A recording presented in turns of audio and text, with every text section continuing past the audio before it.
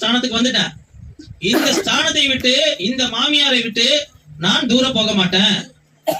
அப்போ நம்மளுக்குன்னு ஆண்டவர் எங்க ஒரு நிலையான ஒரு இடத்துல வச்சுட்டாரோ அந்த ஸ்தானத்துல ஸ்டெடியா நிக்கணும்.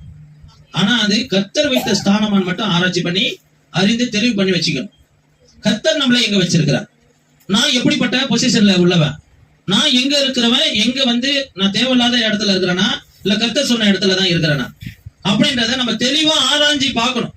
இன்னைக்கு தெளிவா ஆராய்ச்சி பண்ணாததுனாலதான் நம்ம என்ன செய்யறோம், பல இழப்புகளை நம்ம குடும்பத்துல சந்திக்கிறோம், நம்ம வாழ்க்கையில பல இழப்புகளை சந்திக்கிறோம், பல கஷ்டங்கள் நம்மளுக்கு அதனாலதான் உண்டாகுது. கர்த்தர் வைக்கிற ஸ்தானத்தை விட்டுட்டு தூரம் போகிறதுனால அந்த இழப்பை நம்மளால சரி கட்டவே முடியல.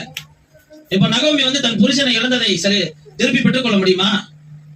நகோமி தன்னுடைய பிள்ளைகளை இழந்ததை சரி கட்டி கொள்ள முடியுமா? ஆனா ஏன் நம்மளால முடியலன்னா அந்த உத்தம இருதயத்தோடு நம்ம பின்பற்றல தேவன்.